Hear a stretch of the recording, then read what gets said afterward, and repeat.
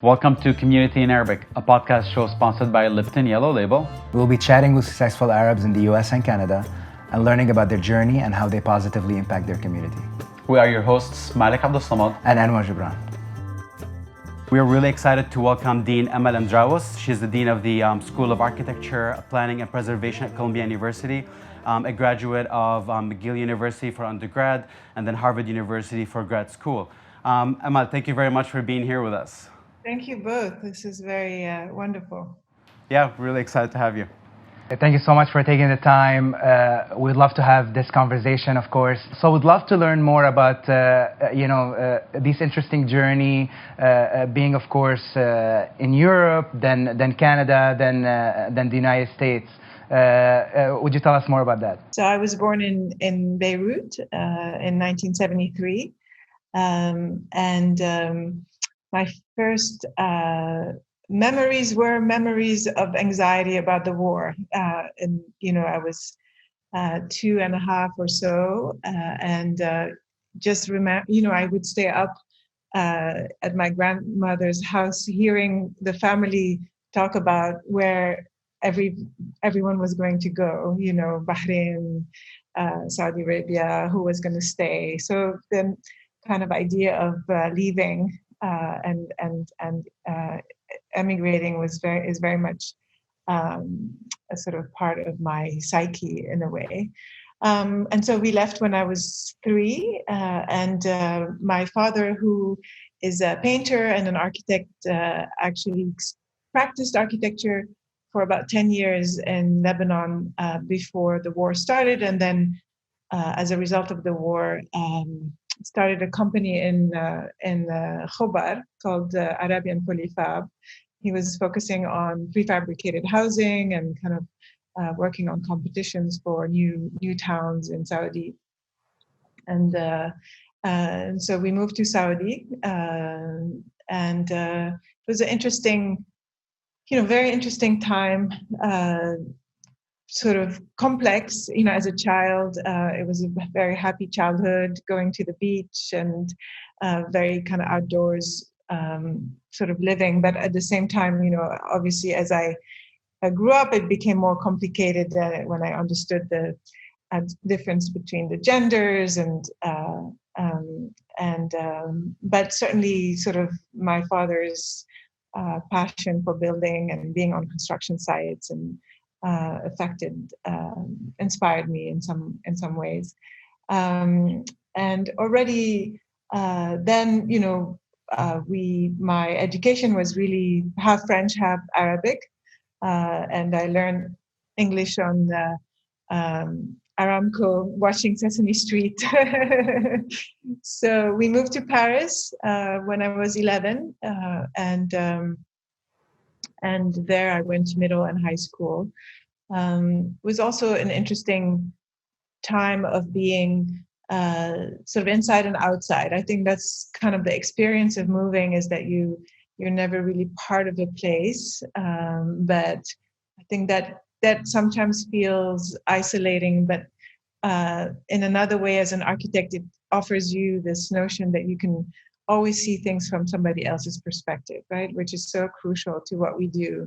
It's not just projecting what we think; it's hearing and discovering what the others. And so I think that's a very sort of interesting strength, to be inside and outside of a place. And in Paris, I literally had my French friends and my Lebanese friends, and they just didn't mix very well. So I just kept these two sides separate.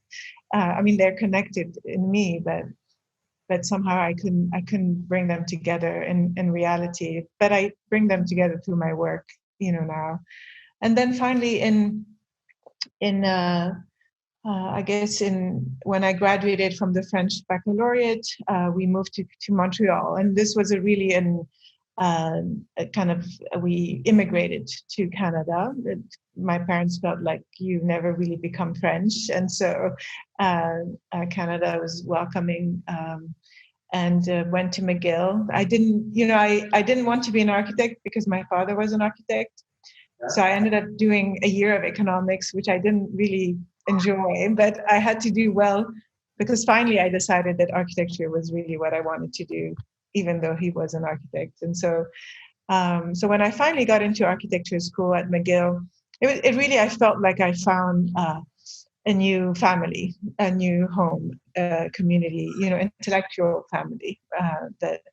And so it really became the place where architecture became the discipline where I found that, as architecture can kind of bring many different things together, and they don't have to be perfectly resolved. You don't have to choose. You can maintain a sense of tension or conflict in design, and it becomes a hybrid. It becomes something else. And I really love that complexity of architecture, especially to think about issues of culture and how what are our differences, what brings us together. And it was just a wonderful time.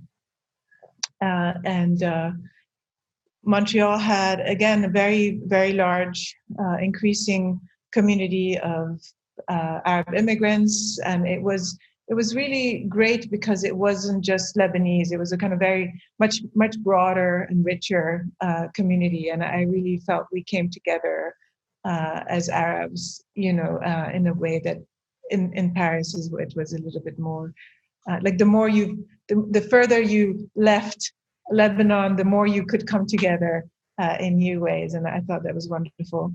And then I, wanted to go to graduate school, applied to both Columbia and Harvard, and then in the end decided to go to Harvard. Sort of, I wanted, was very interested in studying with Rem Koolhaas, who was teaching there at the time. And so the second year at Harvard, I joined Rem's sort of what he called at the time the Harvard Project on the City. And what I liked about Rem's approach is that he already was an architect who was really moving away from a kind of Eurocentric narrative of architecture and, sort of asking the question, what is globalization doing to architecture? Why aren't we studying all these other places that are urbanizing, whether it's the UAE or China, or, sort of always pushing the boundaries and not sort of centering the field always in the same kind of very European perspective. And so I was very interested in that much more global, much more culturally rich approach to thinking about cities and architecture. And after studying with Rem, I ended up moving to Rotterdam to work for his firm OMA. And my current husband and partner, Dan Wood, was sort of a principal at the firm. At the time, I was an intern, so it was a little bit unbalanced. And OMA was amazing, just, young, hungry architects from around the world, just kind of cutting their teeth. So it was a school after school, and I think I really cherish that. And it's something that in our practice we try to do as well. It's not just about, it's really about teaching and mentoring and creating this environment where anyone's ideas are welcome, and there's this kind of sense of creativity, but also criticism. And so that was very formational. And then, we got married, Dan and I got married in Rotterdam on September 1st, 2001. And it was really a great celebration of cultures coming together. We had family from the Middle East, his family came from the US. We had our friends from all over the world. And 10 days later, September 11 happened. And it was a really, just, we had this very strong sense that the world, and our world especially, the kind of relationship between the US and the Middle East was going to change even more radically. And but to be honest, we didn't really know. We knew it was time for us maybe to leave Europe. That this wasn't the place where we could start our kind of life together. And Rem was moving to China. We weren't ready to go east yet. The Middle East seemed difficult for Dan. So, the US was a little bit of a default choice because I'm adaptable, right? I think we're adaptable as Arabs and as Lebanese. And so, but first we tried Los Angeles actually for a few months. And I just felt it was too far from my center. It was too far from Lebanon, from the Middle East, from Europe. So New York, again, New York was a choice to be in the US, but not fully in the US, to be in a global city, in a city where people from very different backgrounds come together. Your thought process of choosing the US and North America, was it because North America is a land of immigrants, there's a big Arab community here, and of course the land of opportunity? Was that part of the thought process when you chose North America?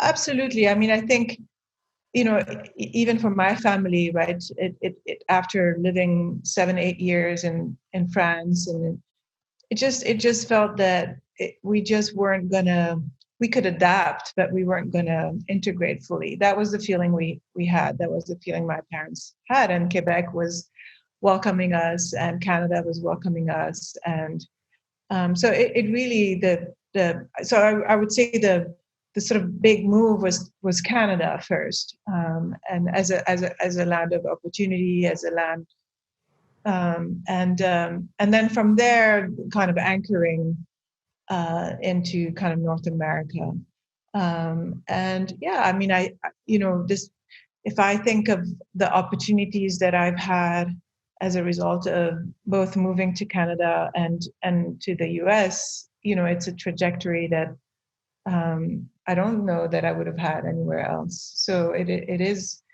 hopefully still that possibility. So you lived in some of the most architecturally significant cities in the world. I mean, from Paris to even like Boston. They're very distinct, in New York and Los Angeles and Rotterdam and Montreal. How did your career choice influence your choice of city where you want to live, even within the US or Canada, to be like specifically in New York and not go back to Boston, for example, and not go back to LA?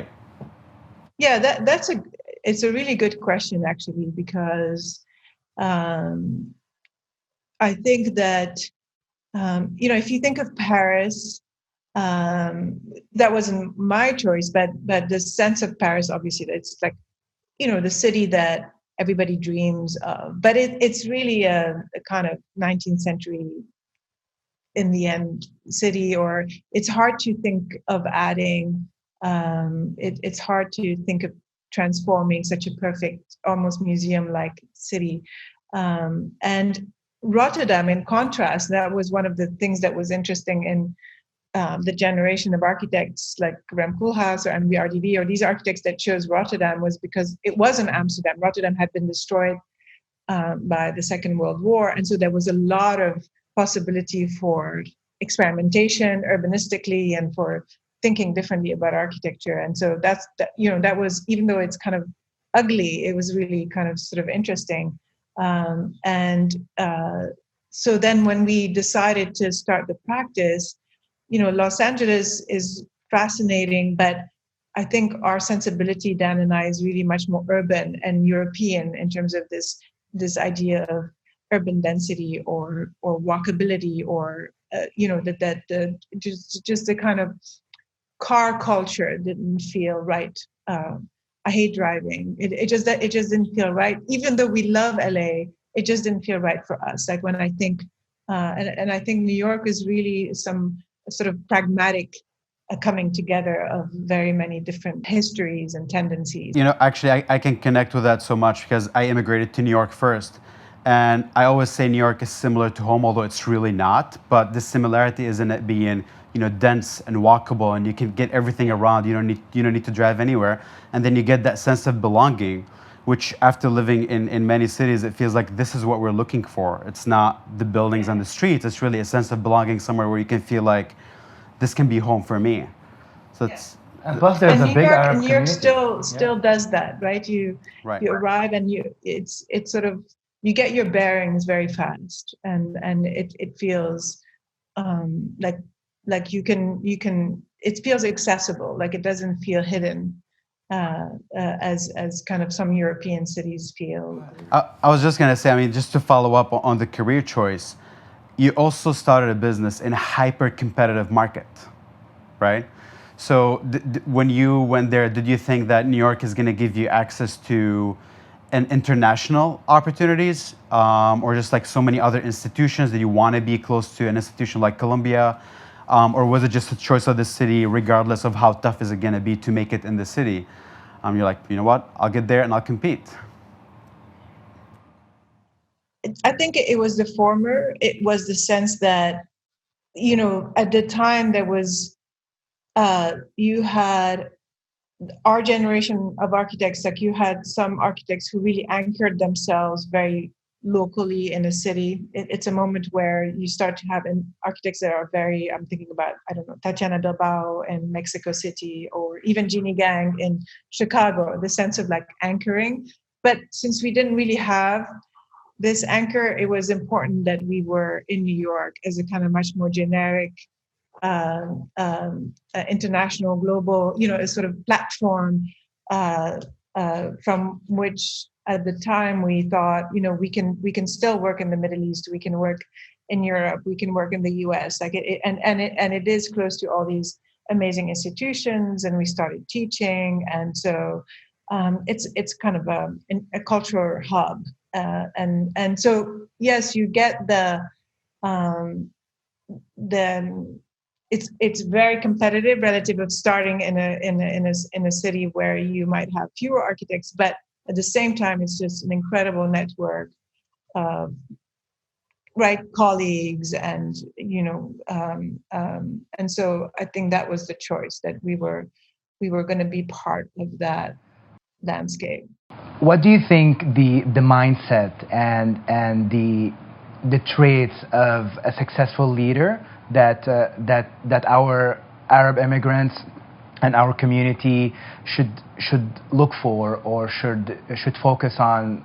There's the classic work hard, right? You know, nothing can replace that, a sense of work ethic, and a wonderful generosity, a capacity to connect with other people, and you know, these are characteristics that are so important. You know, I think not just as an architect, but I think, you know, as a leader, to understand complexity, to understand difference, to understand different perspectives, to be able to bring people together. I think it's not just a sort of a singular vision, right? You really have to build a sense of coming together around ideas and mobilizing together. And you know, I think that the richness of our culture and of our history and our entrepreneurial sensibility and ideas, it's just, these are really incredible qualities that are very helpful when you're confronted with complex situations with many different voices. And so I think these are we should value that richness. Right. You know, we're also really interested in hearing about your experience as the Dean of Architecture, Planning, Preservation School at Columbia. You were, you know, the first woman to hold that position, and also an immigrant. I don't know that there's so many Arab immigrants that made it there, and part of that journey, bringing a lot of Arab topics, or topics about the Arab city, into an Ivy League school like Columbia University, which was not necessarily the norm before. It wasn't a topic that's, you know, often picked when you're in an architecture school in the United States. So would love to hear a little bit more about that. The first conference, which was my own scholarship as a professor, was on the question of the Arab city, and the question of how the Arab city has been represented in sort of architectural history, but it wasn't just historically. It was sort of picking up on you know, the new developments that had been occurring in the UAE and the sort of urbanization and wanting to reflect on the question of global practice through the lens of this question of the Arab city and its representation. And certainly, I think that set the tone in terms of saying, the school, again, can't be just about, we need to look at what we call the global south. We need to look at what happens in the Middle East. We need to look at Latin America. We need to understand the changes that are occurring in different parts of Asia. So the kind of globalizing of the perspective at the school, not just as kind of opportunity in the sense of a kind of a new contemporary landscape where architects can just jump around from one place to another, but rather really question how we approach these different contexts and cultures, and how we need to understand them, not reduce them, not orientalize them, and so this was really it was very exciting. It was a very exciting moment to say, we have to look at these complexities and bring them to the focus in terms of the curriculum and in terms of what we teach and how we teach. Right. Was the university supportive of that? Did you have to push, hard for the university to adopt these new topics into the school? No, I mean, it actually, President Bonjour came at the conference. He was very interested, and it was like the first month of my deanship. And no, it was, I think the university, Columbia in particular, has had a long-standing commitment to being a global university, and they have these kind of incredible network of global centers, and there's a long history at Columbia also with Edward Said and Misas, and of engaging the region in very critical and in very critical and productive ways. So that there is that kind of long tradition that the university is proud of. And I think in terms of the school itself, we have the notion that we have students, again, from all over the world and increasingly from the Middle East. And, students want to understand a much broader context today than a sort of narrow perspective on kind of European architectural history. Maybe that in return attracted more Arab immigrants to come and learn about these topics academically from a big institution like Columbia. Absolutely. Definitely, and I've seen definitely an increase in terms of which is very exciting for me, in terms of students who are coming from all parts of the Middle East, from Saudi, from Lebanon, from Syria, from my brother being Jordan, Kuwait, the UAE. I mean, there's definitely been an increase, and I'm really, it's wonderful for me to see that. Yeah. Do you think that line of discussion about the Arab city has spread to other institutions, where they started focusing more about these topics, especially given all the crises and complexities of the Middle East today? I don't know that other schools have the same intensity of focus on different regions without making them kind of area studies, but it's much more about always questioning whatever center exists. The school wants to question it. The impact you left on the Arab world in terms of your research about the Arab city went beyond academia, because now you're doing some projects in Lebanon, like design-wise. Can you tell us a little bit about how that definitely. Works? So with WORKac, my practice, we did a number of kind of more theoretical competitions and studies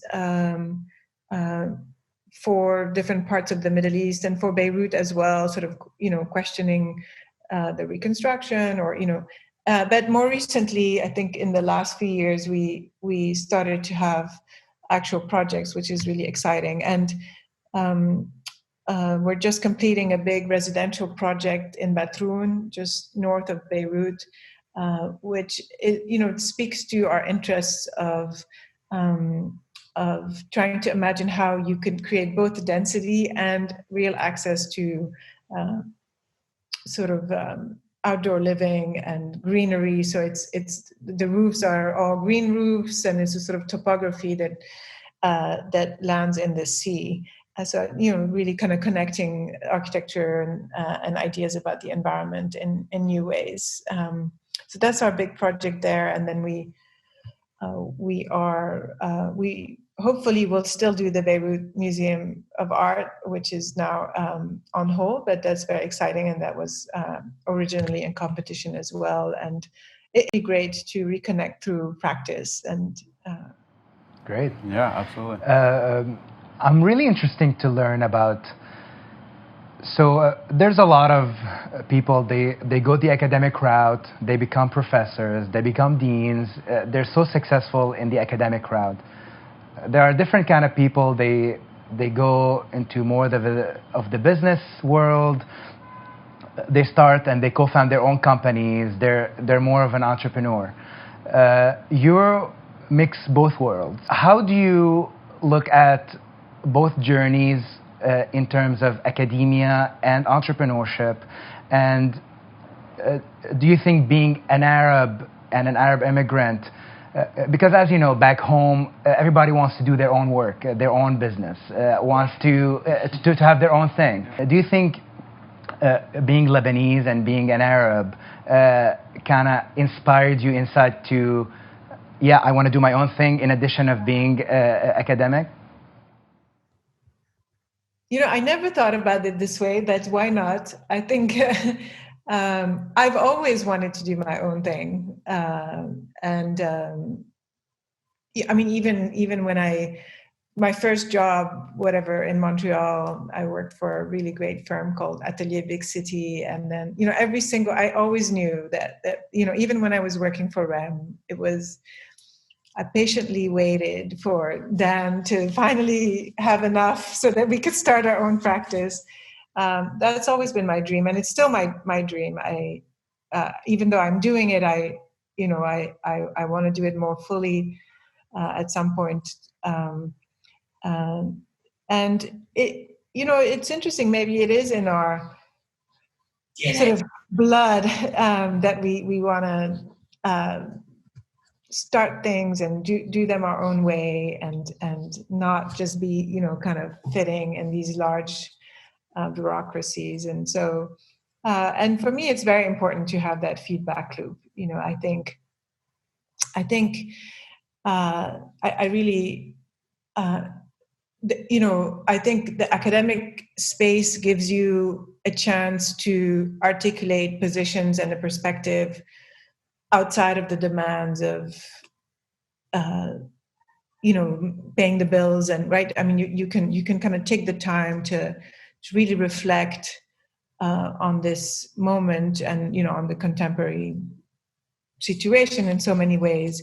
But I think for me, doing that in isolation from the unbelievable transformations that are happening every day in practice, that are happening around the world, that are just so surprising. Like if we can't theorize, what's happening in the world and bring it back, think about it, and then kind of come back with a new position to how one can practice.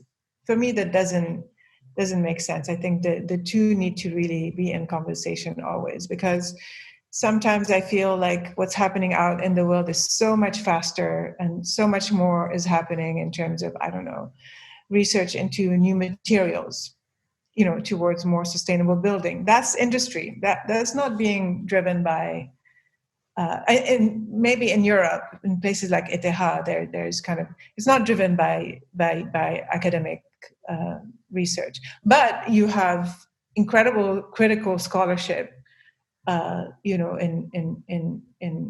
in academia that I think now is actually pushing practice of all these technologies, whether they're data or they're material or they're green tech, whatever they are. That line of questioning in terms of issues of equity and impact and that those questions are obviously now really, really happening in the academic sphere. And so to be able to bring these two in conversation through one's own practice and work is crucial. What are the challenges that if I'm currently a young architect and I want to start my own firm, what are the challenges that I might face starting a firm right now? I don't think starting is hard. I think starting is so exciting because you have such a fresh perspective on everything, and you are irreverent. We were certainly irreverent. We wanted to do everything differently, and just I think what's hard is the kind of steps, right? There's scales, right? I think what's hard is jumping scale, and then not modulating those jumps, like not jumping too fast.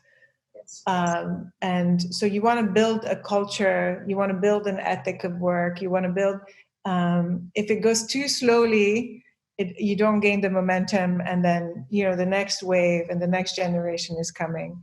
But if you go too fast, I think you can get lost in feeding the monster that becomes the practice. So I think scale, having a sense of control over scale, that's why entrepreneurship, or the sense of being more entrepreneurial and hybridizing, right? You have, for example, if I look at GSAP Colombia now, we have many more architects who are choosing also to do the real estate development program or doing planning, the kind of dual degrees. I think we have a lot of students and graduates who are hybridizing because I think they feel like it gives them an edge and gives them more agency in shaping the kind of practice they want to have.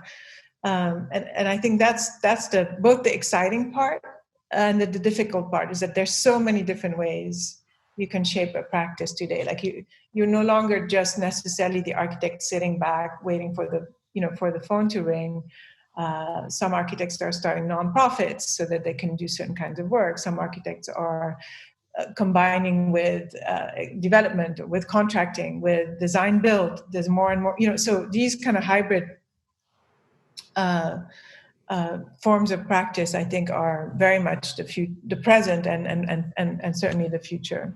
So speaking of the future, you've taught at the top Ivy League schools. You've had a successful practice. You've been around. What is next for you? Like, what is it that you would love to do next? Thank you for this question. If I think about my scholarship and my interests, it's really kind of these two things that certainly in my practice with Dan we've tried to intersect. On the one hand, there is the question of culture and specificity and complexity and kind of being very aware of a place and its history.